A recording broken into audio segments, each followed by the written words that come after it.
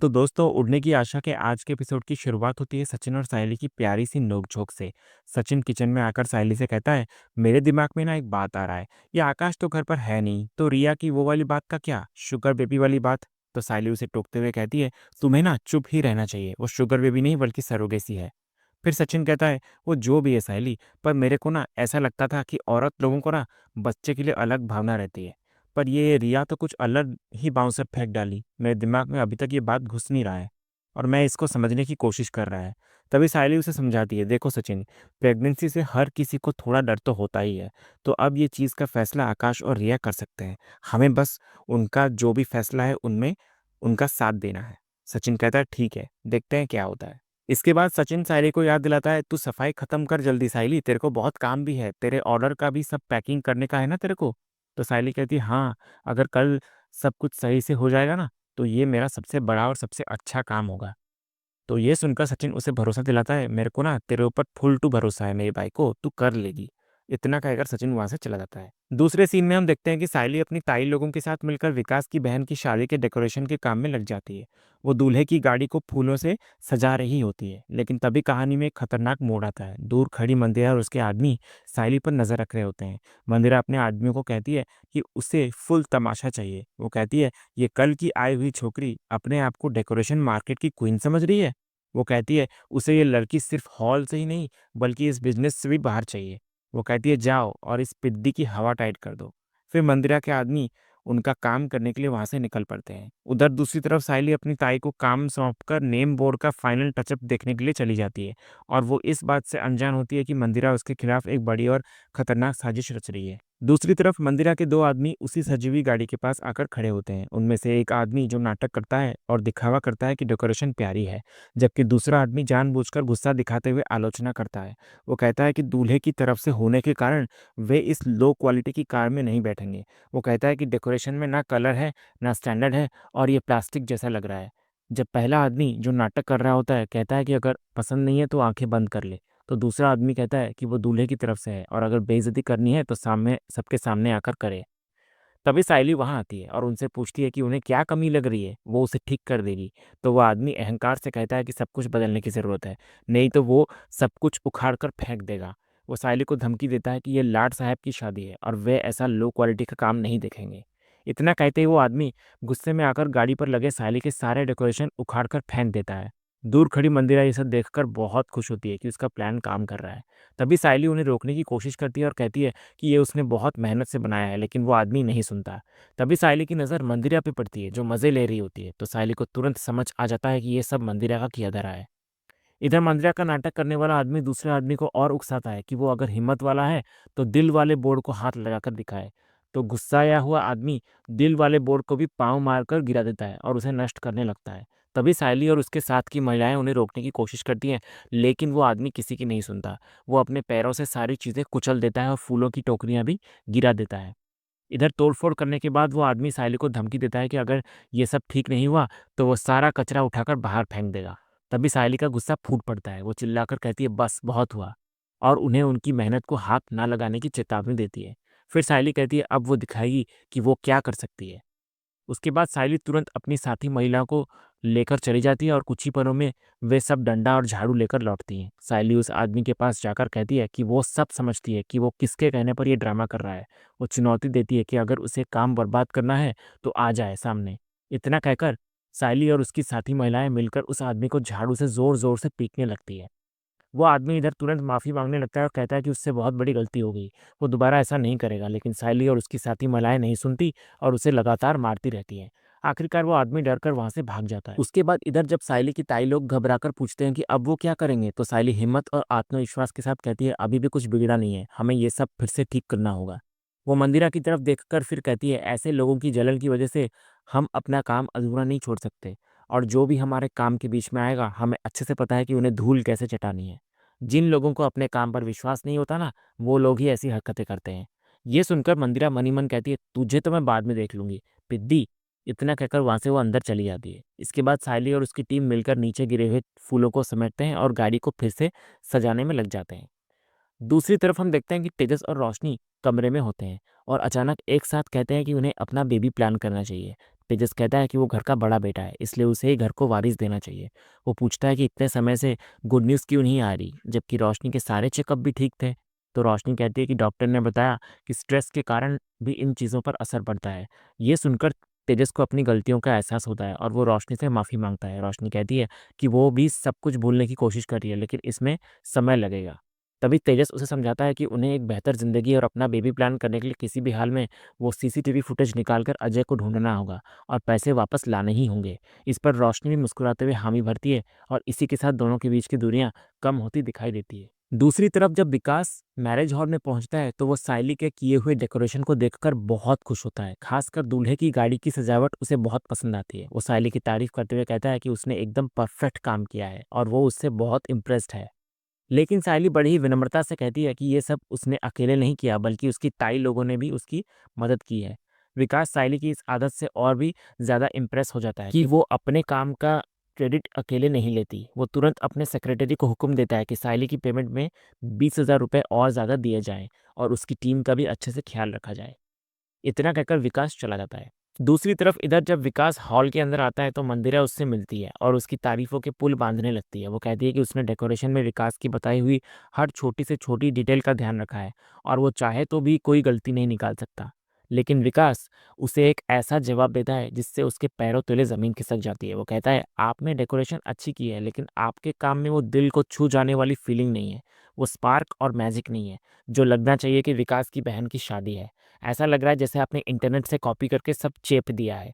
वो कहता है कि उसे सायली का काम ज़्यादा अच्छा लगा क्योंकि उसके काम में वो दिल वाली फीलिंग थी। और फिर विकास एक ऐसा ऐलान करता है जो मंदिरा के लिए सबसे बड़ा झटका होता है। वो कहता है, अब मुझे आपको पहले ही सॉरी कहना होगा क्योंकि इसके बाद जितने भी शादी का डेकोरेशन का काम है वो सायली करेगी, आप नहीं। ये सुनकर मंदिरा चौंक जाती है क्योंकि उसके हाथ से एक बहुत बड़ा कॉन्ट्रैक्ट निकल जाता है। वो अपनी सफाई देने की कोशिश भी करती है, लेकिन विकास उसकी एक नहीं सुनता और वहां से चला जाता है और मंदिरा सिर्फ देखती ही रह जाती है। तभी उतने में साइली मंदिरा के सामने आती है और कहती है, जो दूसरों के लिए गड्ढा खोदता है ना, उनके साथ ऐसा ही होता है। वो कहती है कि मंदिरा ने अपना नाम दूसरों को नीचे गिराकर बनाया है, लेकिन उसकी ये चाल उसके सामने नहीं चलने वाली क्योंकि वो अपना काम ईमानदारी और दिल से करती है। तो मंदिरा कहती है कि वो इस एक जीत पर ज्यादा इतराए ना। इस पर साइली भी जवाब देती है, वो तो वक्त ही बताएगा कि कौन कितना आगे जाएगा। इतना कहकर साइली वहां से चली जाती है। दूसरी तरफ मंदिर में जूही अपने आई के डिलीवरी के काम से वहां आई हुई होती है और उसकी नज़र अचानक तेजस और रोशनी पे पड़ती है जो वहाँ किसी का इंतजार कर रहे होते हैं। जूही सोचती है कि ये दोनों यहाँ क्या कर रहे हैं। तभी रोशनी भी जूही को देख लेती है और तेजस को कहती है, तेजस, सायली की बहन भी यहाँ पर है। तो तेजस कहता है कि वो कोई फूलों का ऑर्डर देने आई होगी। इस पर रोशनी कहती है, अच्छा हुआ कि सायली यहाँ नहीं है, वरना फिर से अपनी नाक घुसाती। वो तेजस को याद दिलाती है कि तुम्हें याद है जब हम उस बीच हाउस के लिए एडवांस दे रहे थे तो कैसे आकर उसने हमें रोका था और कहा था कि ये सही नहीं है। मुझे तो लगता है कि उसकी काली जुबान की वजह से ही वो फ्रॉड निकला आ जाए। तभी जूही उनके पास आती है और पूछती है, तुम दोनों को पूजा के लिए कोई फूल चाहिए क्या? तो रोशनी उसे बेरुखी से जवाब देती है, कहती है, हम यहाँ पूजा करने के लिए नहीं आए हैं, बल्कि हमारा कोई और काम है जो हम तुम्हें नहीं बता सकते। तो जूही को ये बात बुरा लगता है और वो कहती है, यही बात तुम आराम से भी कह सकती थी ना रोशनी। मैं यहाँ सिर्फ इसीलिए आई थी क्योंकि मुझे लगा कि तुम दोनों हमारे रिश्तेदार हो, लेकिन शायद मैं ही ऐसा सोचती हूँ। इतना कहकर जूही वहां से चली जाती है। इसके बाद पुलिस वहां आती है और तेजस उन्हें बताने लगता है कि इसी मंदिर में उसने अजय को एडवांस दिया था। तो पुलिस अंदर चेक करने जाती है। जब वो दोबारा वापस आती है तो तेजस उनसे वीडियो मांगता है, लेकिन पुलिस उसे डांट देती है और कहती है कि वो अपना काम जानते हैं। वो उसे बताते हैं कि वीडियो को कंसर्न डिपार्टमेंट में भेजा जाएगा और जो भी अपडेट होगा उसे बता दिया जाएगा। इतना कहकर पुलिस वहां से चली जाती है और रोशनी तेजस को ज्यादा बकवास करने के लिए डांटती है। फिर वो तेजस को अपने साथ ले जाती है, लेकिन वो दोनों इस बात से अनजान होते हैं कि जूही ने उनकी सारी बातें सुन ली होती है। जूही इधर समझ जाती है कि ये उसी फ्रॉड वाले वीडियो की बात हो रही है, तो वो तुरंत साइली को फोन लगाती है। दूसरी तरफ साइली अपनी सहेलियों को उनके काम के हिस्से के पैसे दे रही होती है। तभी उसे जूही का फोन आता है। जूही से बताती है कि तेजस और रोशनी पुलिस के साथ उसी मंदिर में आए थे और कोई सीसीटीवी फुटेज लेकर गए हैं। ये सुनकर साइली जूही से उस वीडियो की एक कॉपी लाने को कहती है ताकि शायद उससे कोई मदद मिल सके। दूसरी तरफ हम देखते हैं कि जब सचिन घर लौटता है तो सायली उसे बताती है कि तेजस और रोशनी को पुलिस की मदद से वो सीसीटीवी फुटेज मिल गई है। तो सचिन कहता है कि अब देखने में मजा आएगा कि वो उस फ्रॉड को पकड़ पाते हैं या नहीं। तभी उतने में तेजस और रोशनी छत से घर पर आते हैं। सचिन तेजस को रोकता है और एक ऐसा बम फोड़ता है जिससे रोशनी के होश उड़ जाते हैं। वो बताने लगता है कि उसकी दुबई वाली सवारी ने उसे अपना नंबर दिया है और उनका एक रिश्तेदार दुबई के सेंट्रल जेल का जेलर है। वो कहता है कि अब जब भी ज़रूरत पड़ेगी वो उसके ज़रिए रोशनी के पापा से मिल सकते हैं। तो ये सुनकर रोशनी भड़क जाती है और सचिन पर चिल्लाते हुए कहती है, तुम अपने आप को समझते क्या हो सचिन? तुमने किसी अनजान इंसान से मेरे पापा और जेल के बारे में बात क्यों की? सचिन कहता है कि उसने तो बस सच बताया है। इस पर तेजस्वी सचिन को टोकता है, लेकिन सचिन उसे करारा जवाब देता है और कहता है कि जब सवारी दुबई की थी तब तो वो बहुत खुश हो रहा था और अब रोशनी के कहने पर अपनी ज़ुबान बदल रहा है। वो कहता है कि उसे इन लोगों के मामले में पड़ना ही नहीं चाहिए था।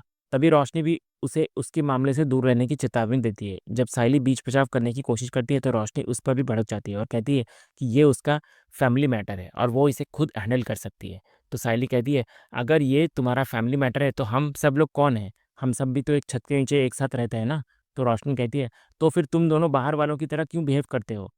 क्यों मेरे मामलों में अपनी नाक घुसाते हो?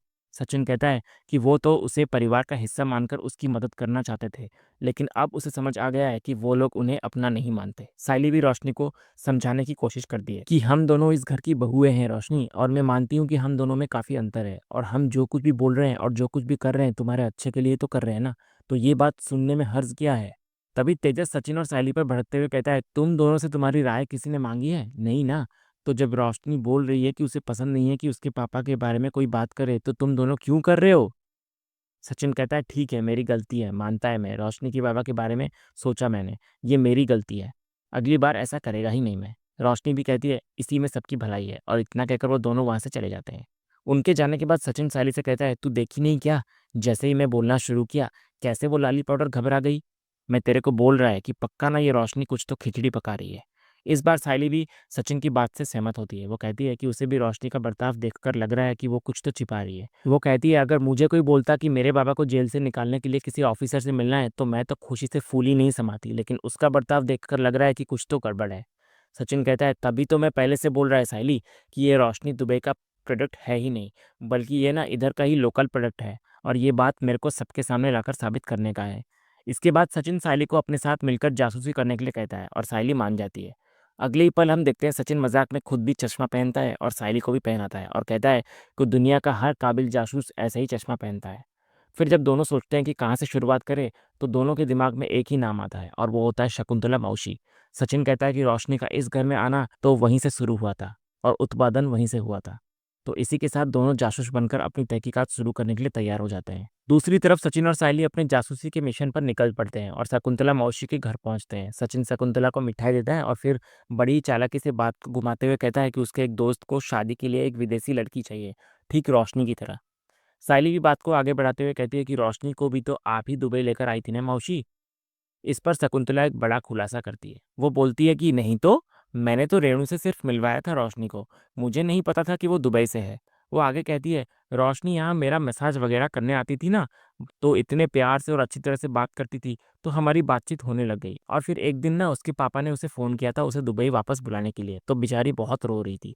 तभी तो मुझे और रेणुका को पता चला कि वो दुबई में रहती है करके।